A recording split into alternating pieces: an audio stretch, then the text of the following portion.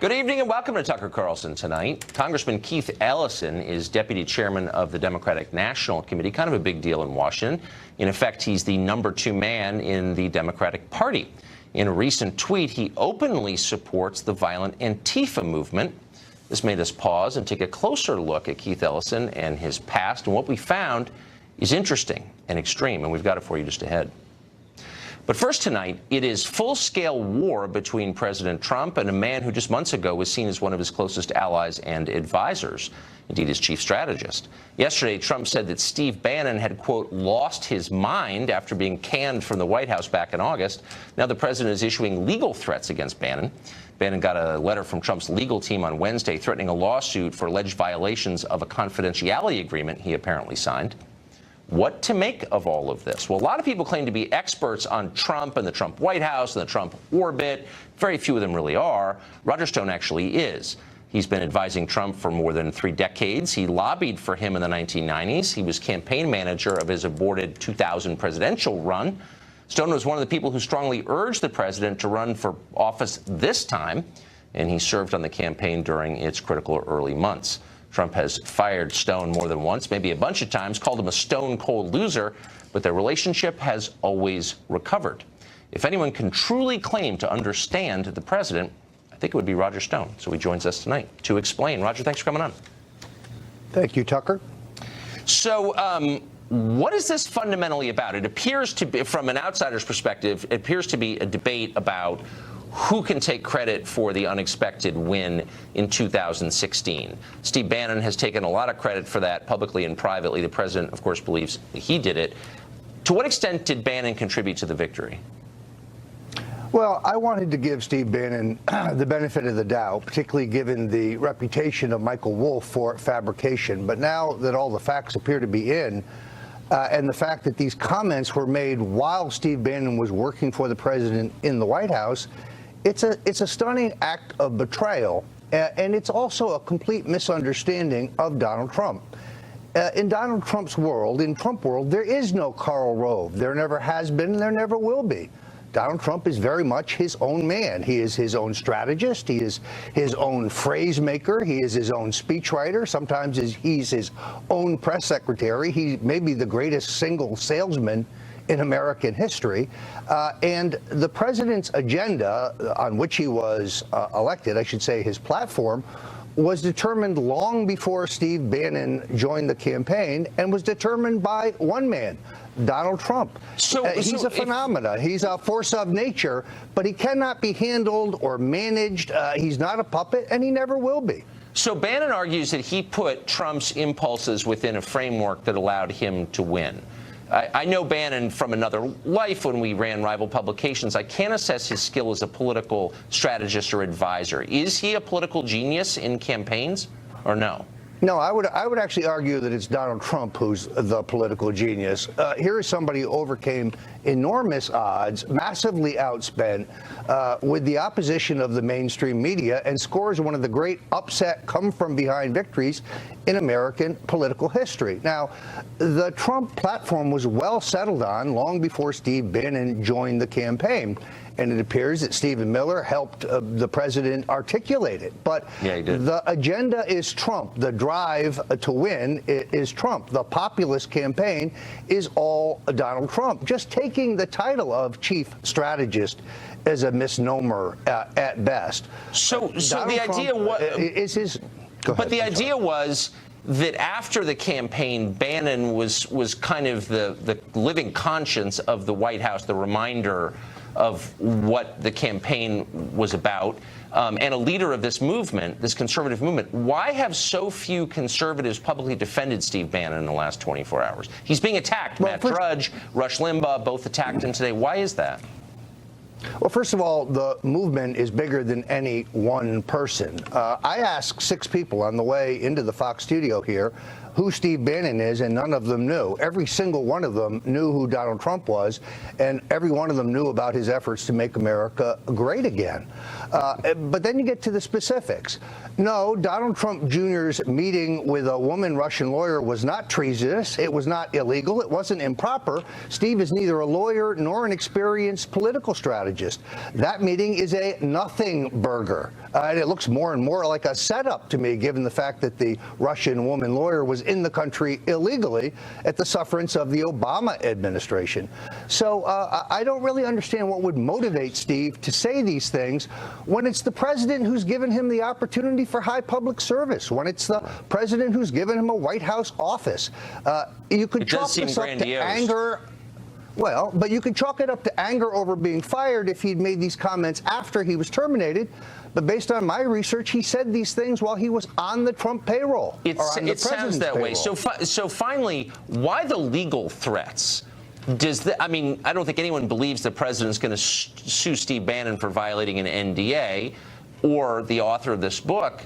Doesn't this just call attention to the book, help sell books, redound to the benefit of the author of the book? Why would you instruct your lawyers to do something like that? Yeah, I'm not sure about the efficacy of that. I do know this, that the Trump constituency, the Trump base, will stick with Donald Trump as long as he keeps faith with them on his agenda. The biggest tax cut in American history, a solid conservative on the U.S. Supreme Court, cutting regulations at all levels. Right. That's the Trump agenda. I got to say, the phrase, I'm not sure about the efficacy of that is my new favorite phrase. Roger, it's great to see you. Thanks for coming on tonight. Great to be here, Tucker. Many thanks. Meanwhile, the hits just keep coming for old Lisa Bloom. A report by the New York Times says the liberal super PAC American Bridge, for some reason, paid Lisa Bloom $200,000 to solicit sexual misconduct allegations against Donald Trump. Mark Stein is an author and columnist and something of an expert on ethics. He joins us tonight. Is this, I mean, I don't know if you're a professional ethicist or not. I don't know if you're representing the Bar Association when you say this, but what am I to make of Lisa Bloom taking $200,000 in order to dig up dirt on a political candidate?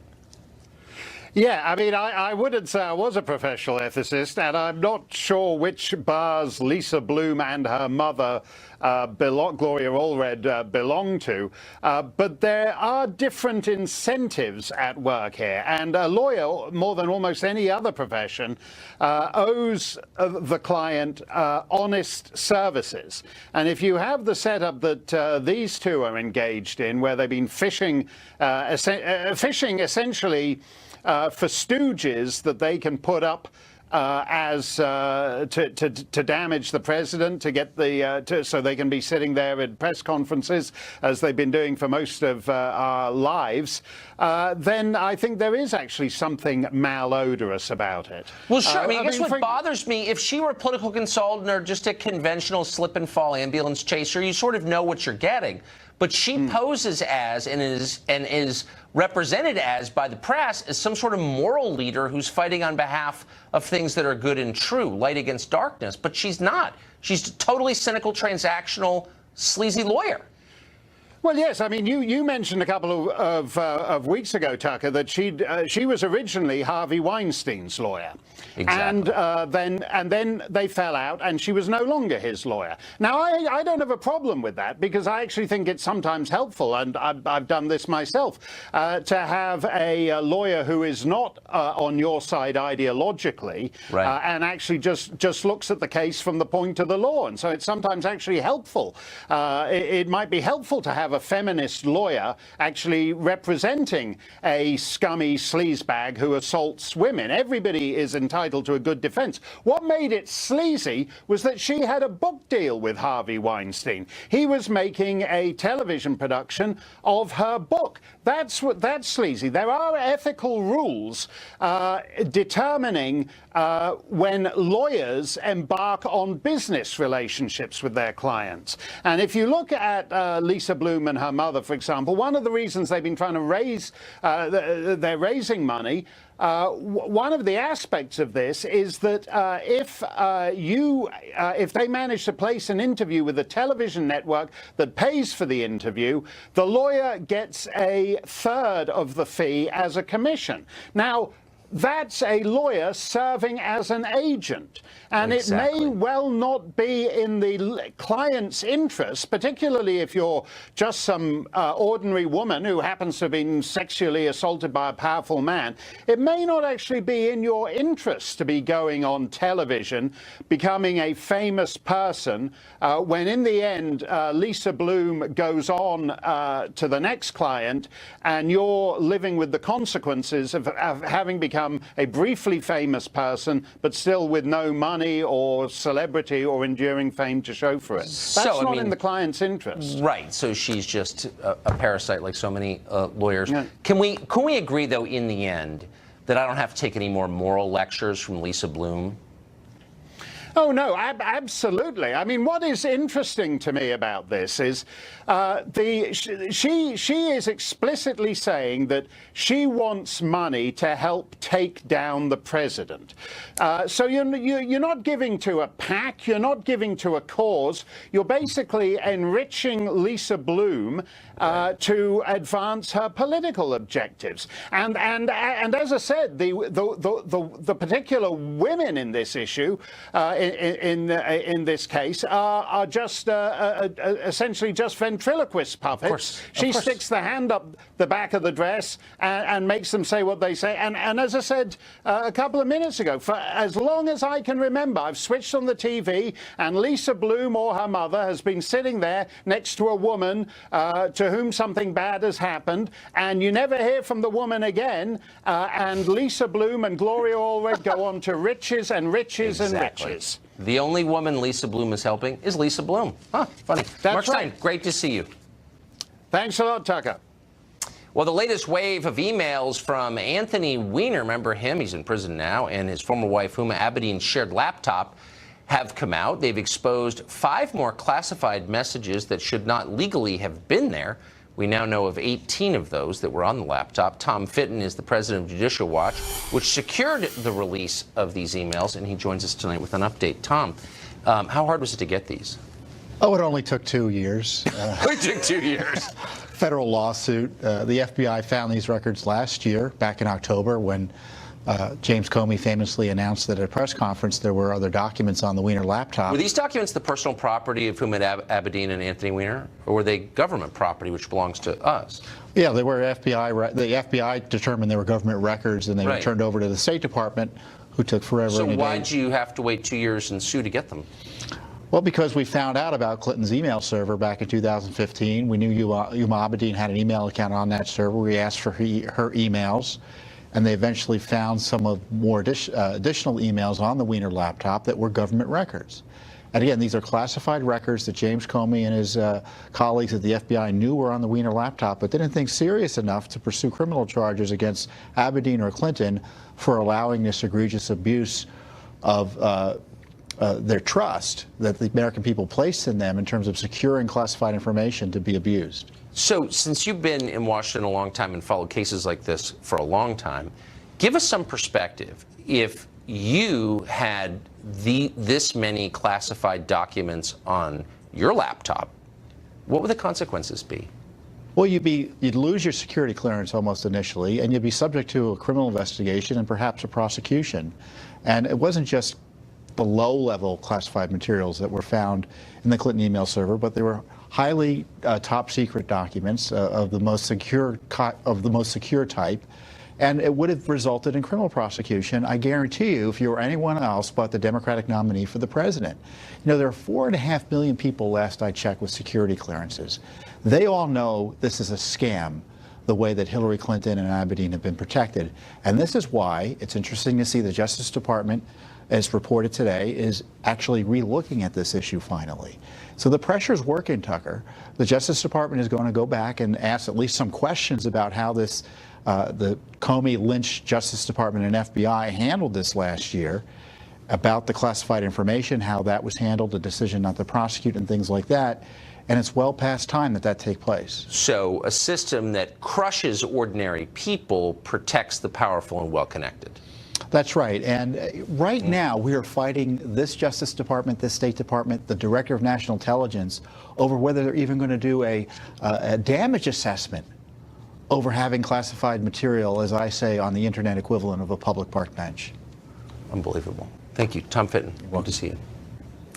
Well, Keith Ellison, who's a congressman from Minnesota, but also the deputy chairman of the DNC, just endorsed a book that promotes vigilante violence and Antifa. We'll tell you a lot more about it and Ellison's long history of extremist positions next.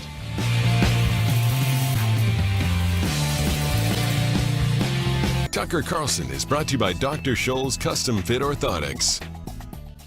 Nick was born to move. 3 toddlers won't stop him, and neither will lower back pain. Because at a Dr. Scholl's kiosk, he got a recommendation for our custom fit orthotic to relieve his foot, knee, or lower back pain from being on his feet.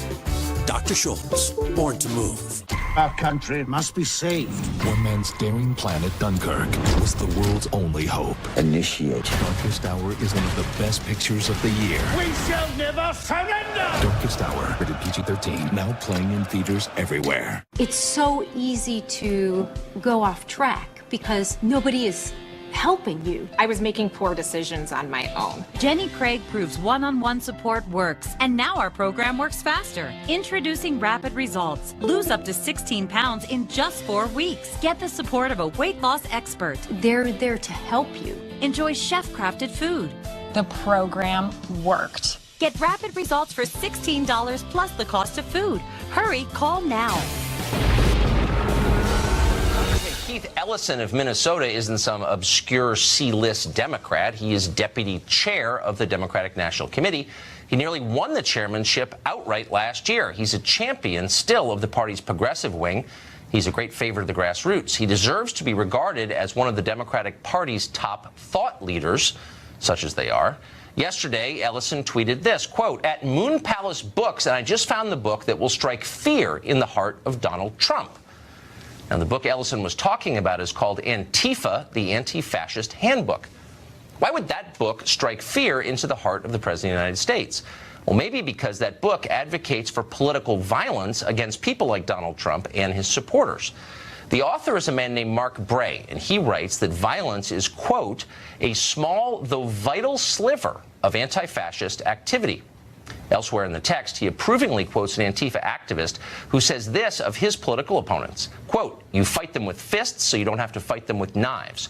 You fight them with knives so you don't have to fight them with guns. You fight them with guns so you don't have to fight them with tanks." Well, it's about as explicit a justification for political violence as there is. Bray also in the book, by the way, attacks freedom of speech. He endorses the tactic of silencing those he disagrees with. Now, of course, Bray claims to fight fascism, but he is himself a fascist. Keith Ellison believes Bray's work is admirable. He said so. Now, if you're shocked by this, you haven't followed Ellison's career for very long. He has a long history of saying repugnant things and backing extremist causes. Back in 1989, Ellison wrote that the Constitution existed only for white people. He referred to it as, quote, "their Constitution," calling it, quote, "the best evidence of a white racist conspiracy to subjugate other peoples." That's the Constitution of the United States. Ellison has spoken favorably, meanwhile, of cop killer Assata Shakur. He said he was, quote, "praying that Fidel Castro's communist regime in Cuba would not be forced to extradite her back to the United States." As a law student at the University of Minnesota, Ellison wrote a column calling for the creation of a separate black ethno-state. This is the man who is now second in command of the entire Democratic Party. Now, that ought to bother Republicans and independents. It should terrify Democrats. Most voters don't support cop killing, racial separatism, political violence, abolishing freedom of speech, and they tend to flee from politicians and parties that do support those things. Democrats at this point assume they're going to make major gains in this year's midterm elections purely on the strength of the president's low poll numbers. So at this point, they're happy to ignore haters like Keith Ellison. Ellison opposes Trump, and that's enough for now. But what would happen if Democrats actually did win and got power back in November? Suddenly, Ellison's views would matter a lot. He and people like him would have real control over your life. Are you ready for that? Keith Keith Ellison's personal radicalism fits into another really troubling trend on the left that has massive implications for the country and for you. Last time we talked to journalist Chadwick Moore about how on the left, in the name of fighting racism, it is now common to attack people on the basis of their race. If you want to see racism everywhere, if you're brainwashed to see racism everywhere, or homophobia everywhere, or whatever, then you will. That's the world you will live in. You know, I was having a conversation with a woman not too long ago about this, a young upper middle class black woman, and she was talking about how badly she, gets treated on the street here in New York. And I said to her, "What if you lived for one day as a white woman and you were treated the exact same way?" Monique Presley is a lawyer and a Democratic commentator, and she joins us now. Monique, great to see you. Good to see you. Totally opposed to, I think, I'm 48, I grew up in a country where you had to be, and most people I knew were totally opposed to attacking other people on the basis of their race, because you can't control your race, right? You're not responsible for it. You're saying you grew up in a country where that's where I grew up. That everyone said that at school. Most people I knew said they believed that. Maybe they didn't, but you kind of had to say that, and I believed it. I still believe it. Mm-hmm. Now I live in a world where the left still says that, and yet they do it and somehow exempt themselves from the normal rules. So you're racist, but when I attack you on the basis of your race, I'm not racist, I'm virtuous. How does that work? That seems insane to me. I don't know how we end up in this kind of warped world where I end up doing the history lesson of history I know you know. But when you're saying you grew up in a world where people knew it was wrong to attack others on the basis of race, I'm wondering if you were in the United States of America. I was. I was in La Jolla, California. Look, don't rewrite the history that I grew up. I'm not rewriting the history. That's what I was taught, and I believe. Of our country. And you should believe that, and that's a good belief. But if you grew up in the United States of America, then you know that not just people's belief systems, but codified laws, right, discriminated against people expressly because of their race. Those are the facts of the country we live in. I'm fully aware of that. Okay. But I'm 48. I'm not 78. That didn't exist where I grew up. I'm just telling you, this is just true.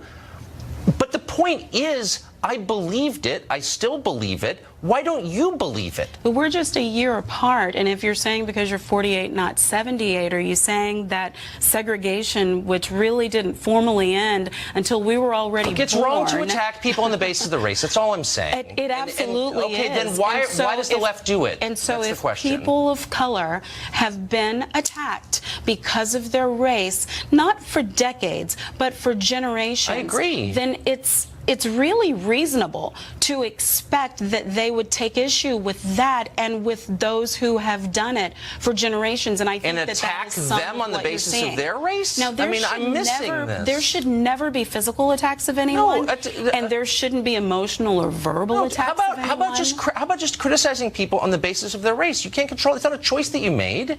You shouldn't ever hold someone's race against him, because it's not his fault. That's the whole point. That's why racism is wrong, right? That is exactly why racism is wrong. So why is the left doing that now? And I don't know, when you say the left, I wonder who those people are. I don't know. Every time I pull up BuzzFeed or Huffington Post or any lefty site, there's some piece about white people are a scourge on America. They're bad. It's like, I'm not defending white people. All I'm saying is you shouldn't write off any group of people on the basis of their race. I thought that was the definition of racism, and now it's very common. And I frankly haven't read any articles that say white people are this or white people are that just on the basis of their race. If you are white and you are also a bigot, if you are white and you are also a racist, then I've read many things that discuss a lack of understanding in this country. You haven't heard anybody say in the last 10 years, too many white guys. It's just a white guy thing. You haven't seen any No, I'm serious.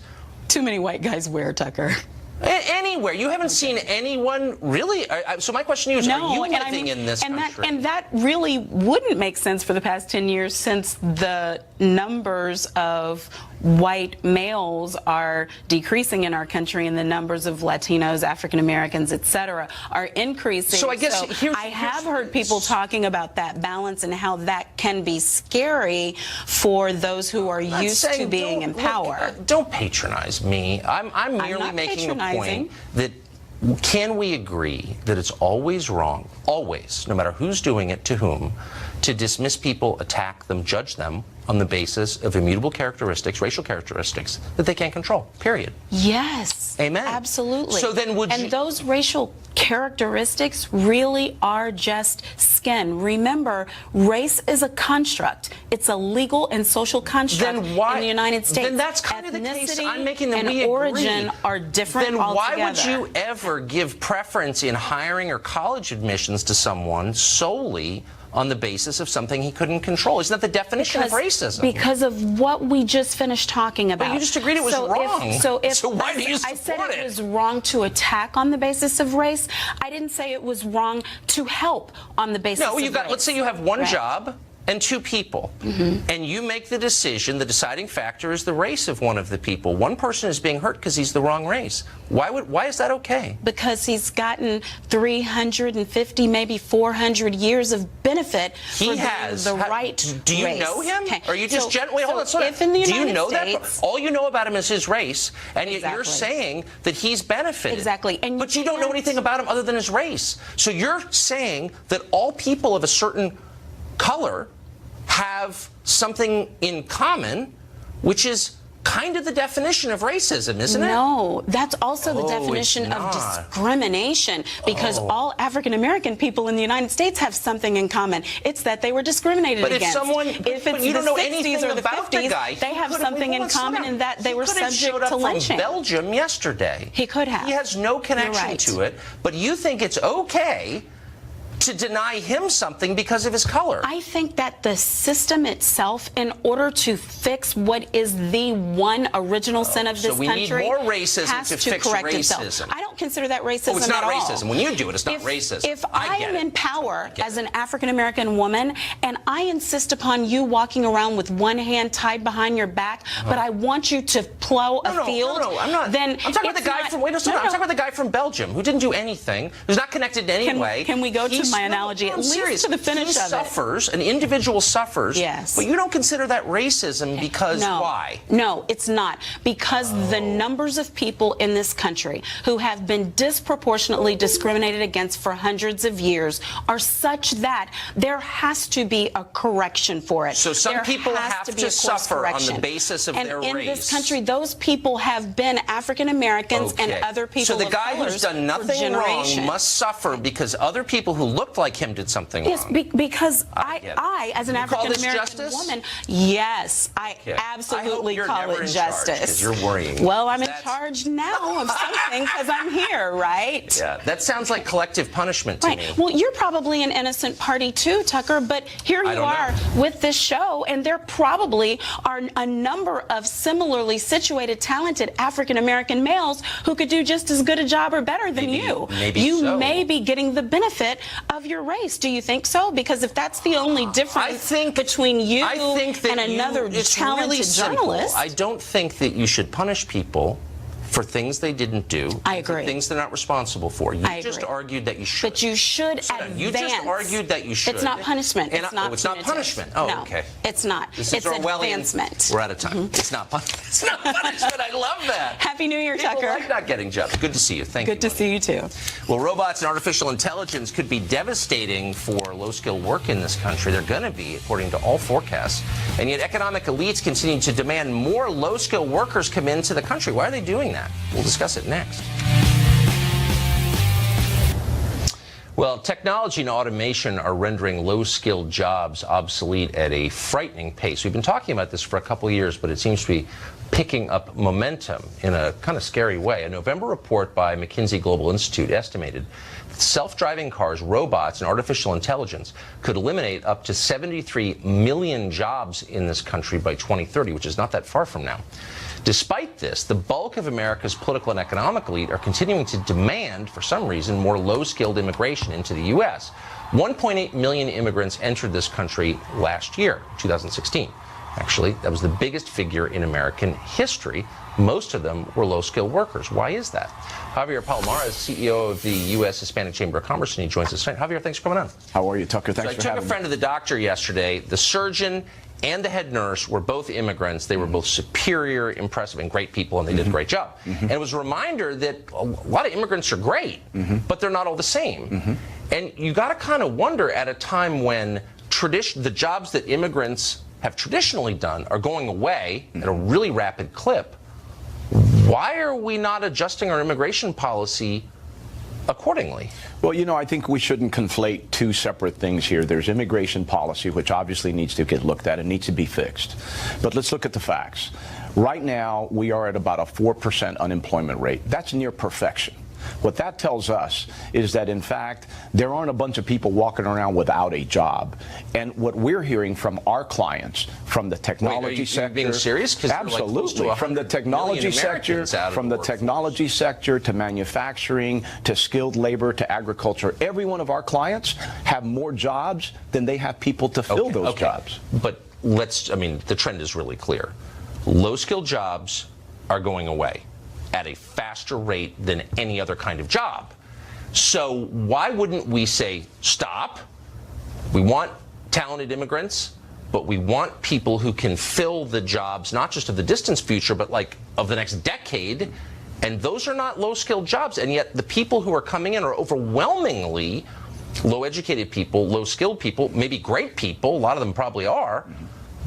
But that's not a good picture at all. Why are we doing that? Tucker, I just spent 4 days on the West Coast talking to the California Strawberry Growers Association, 2 days in Florida talking to the Florida Growers Association. In both cases, on both sides of the country, low-skilled labor, they do not have enough people to pick the crops. Strawberry picking, really? I mean, look, I'm not, again, I have family in agriculture, but that, let's be real. All the way to the most technically, is not the future, okay? No, all the way to the most technically advanced jobs in this nation. We are actually at 4% unemployment, my friend. But that's not a real number, as you well know, and it doesn't change the fact that we're importing people who are overwhelmingly less skilled than our native population. Look at the DACA recipients. We're always hearing about, oh, they're all in the military or class president. Some of them are.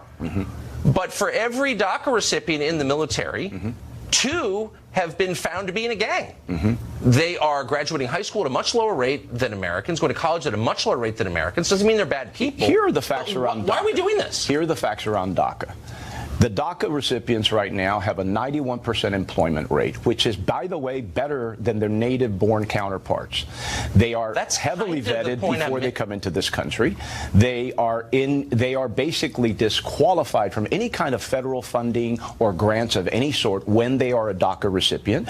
They are paying over $2 billion in state and local taxes every year. What's the most common occupation for a DACA recipient? It runs the gamut. No, they are in the military. Do you know the most common one? What is it? Food preparation. Yeah, absolutely. Right. And that's one of the sectors that is being automated. Have you been to McDonald's recently? Yeah, absolutely. Look, so my point is, why don't we have a system that gives overwhelming preference to, say, engineers, people who write code, and not preference to the relatives of people who are already here? I don't understand. A normal country would do that. Why don't we?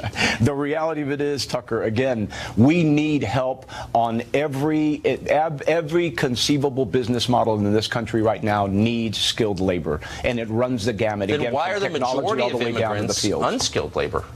Because those are the people that are coming to this country. And but the reality of it is, why don't we decide who's coming to this country? Why do we say we want to give preference to people who can really help our economy? Why aren't we doing that? It is the same as saying that the people who are coming in doing those jobs are in fact not helping the economy. And in fact, they are helping the economy. I'm not attacking them. I'm really not attacking them personally in any way. And I understand why they want to come here. Yeah. It just seems like we are doing the bidding of employers that want to have their strawberries picked cheaper, and the long-term effect is really bad on the country. The rest of us are going to pay the cost of that. No, why are we going along with this? Here's the sad reality of it is, when you talk to these individuals in the agricultural sector, they will tell you that they have tried to offer these jobs to native-born Americans at any price, and they cannot fill those jobs. Pay me $30, I'll pick strawberries. Javier, it's great to see you. Thank you for that. Thanks for having me, Tucker. Take care. More than 100,000 homeless people live in the state of California. It's more than live in the city of Akron, actually. We'll talk to the mayor, who says the state is doing everything it can to increase that number for some reason. Stay tuned.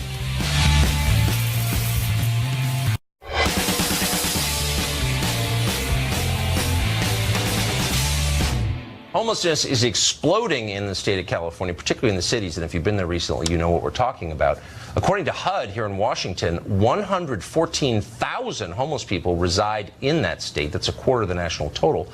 Bill Wells is the mayor of El Cajon, California, near San Diego. He said that rather than fighting homelessness, lawmakers in his state are actively promoting homelessness. Well, panhandling in 10 cities enjoy legal protection. He says the homeless have learned they can commit petty crimes with impunity, which is shocking to hear. Mayor Wells joins us tonight. Mr. Mayor, thanks for coming on. Thanks for having me, Tucker. It sounds so perverse it's hard to believe. The state of California, you say, is encouraging homelessness. How? Well, there's been a legislative philosophy that's really encouraging normalizing homelessness. And we've seen several laws that have come by. AB 109 reclassified 70 crimes from serious to non-serious. And the result of that was about 8,000 people were released from the prisons, and 1,000 of those people ended up on the streets. We know that about 10% of all homeless populations are former prisoners. And that's just one of the many laws. 10% of all homeless in the state of California are recently released prisoners? Yeah, it's true. I should point out that besides being the mayor of the city, I'm also a mental health professional. I've done this kind of work for about 30 years. I have a doctorate in psychology, and I work in an inner city ER. And I can tell you that most of the homeless people that I run across are involved in drugs and alcohol, and a lot of the new laws have a lot to do with that. For example, Proposition 47 reclassified many of the felonies, and Senate Bill 180 made it very difficult to send people back to prison who are involved in drugs and alcohol. And a lot of the homeless advocates very much want to ignore anything that has to do with hinting that some of the homeless people have drug and alcohol problems, when if you ask any police officer or ER doctor, we know it's probably at 90% or above of people in the homeless population are drug or alcohol abusers. But why, and it's obvious when you're there, but why would officials want to lie about something like that? Well, I think that homeless advocates really are trying to protect the system in which they give away money through various programs, and they feel that if people feel that the people that are getting these benefits are drug addicts or alcoholics, they'll somehow not qualify for these programs. But what about the people who aren't homeless, but who aren't rich, and just you live in a neighborhood, you're excited to buy the house, and all of a sudden you got a lot of people living on your street? What does it do to their quality of life? Well, it's been terrible for the people of my city. We've seen about a 35% increase in homelessness in El Cajon, but in the beach cities, I know you're from the beach area, we've seen over 100% increase in homelessness in many of the beach cities. And this has a lot to do with methamphetamines and the increase in drug production that comes from Mexico. And so it's terrible for the quality of life. Meanwhile, cities in California are cutting down racist trees because that's the real problem. Mayor Wells, I'm sorry to hear what's happened to your city, and Godspeed fighting back against it. Thank you for joining us tonight. Thank you very much. Well, it's time for the final exam, as 8-time champion Shannon Bream finally met her match. We may have a ringer for her tonight. Stay tuned. It's coming up.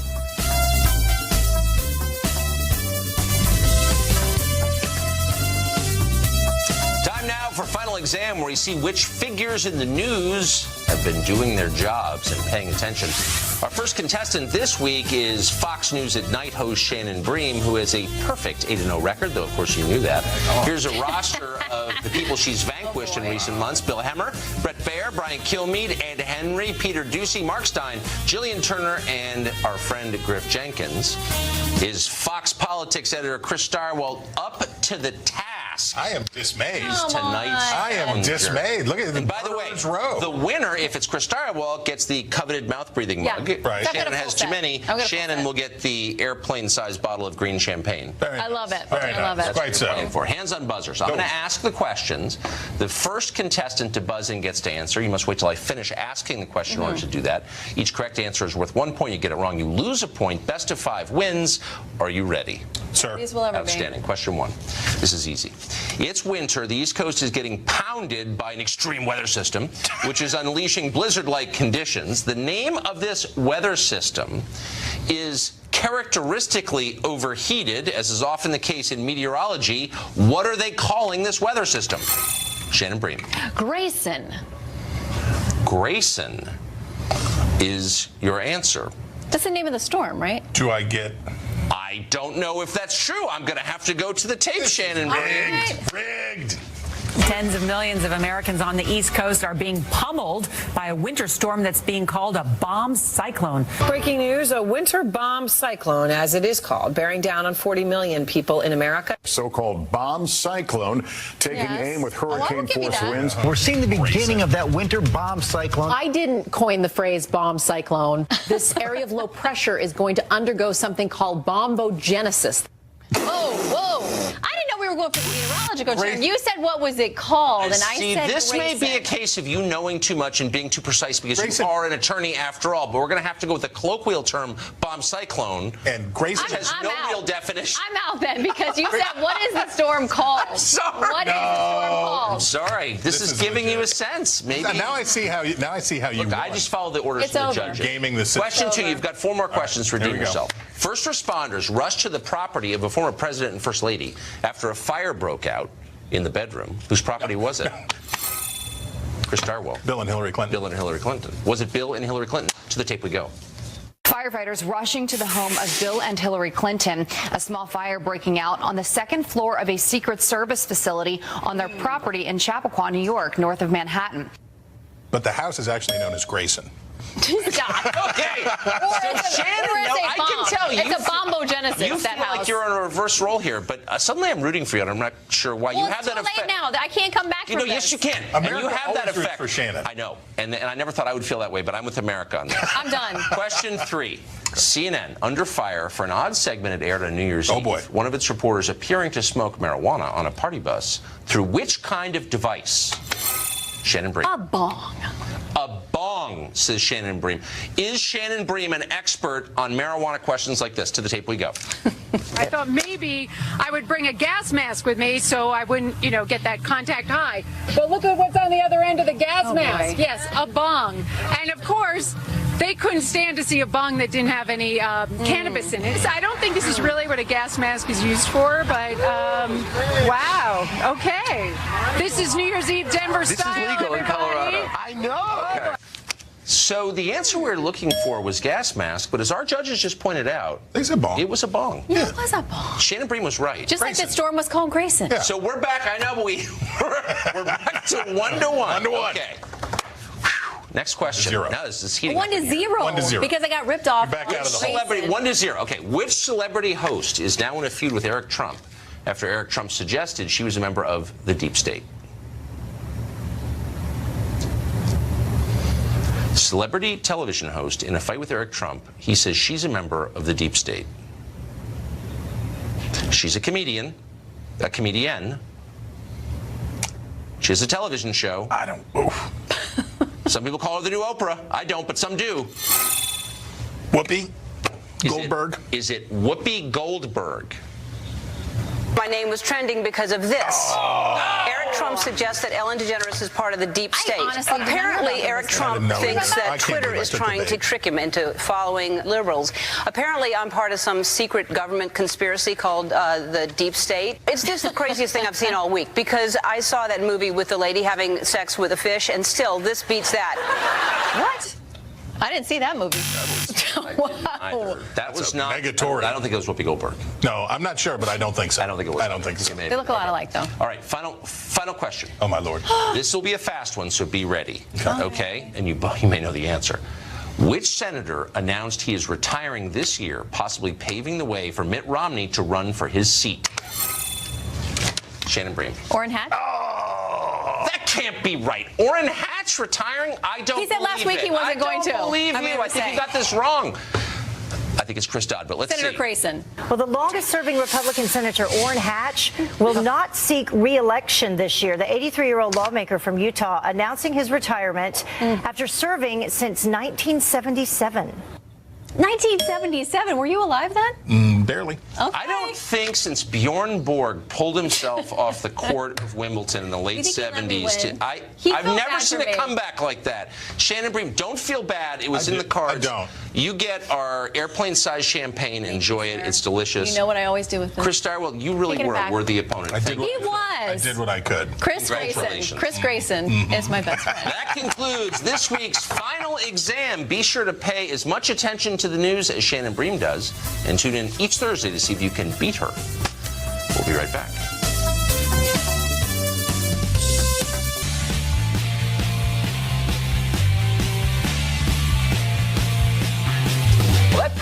quickly, unfortunately, we're out of time. Tune in every night at 8 p.m. to the show that is the sworn enemy of lying, pomposity, smugness, and especially groupthink. Not an easy thing these days. DVR it if you haven't already. Good night from Washington. Sean Hannity is next, live from New York.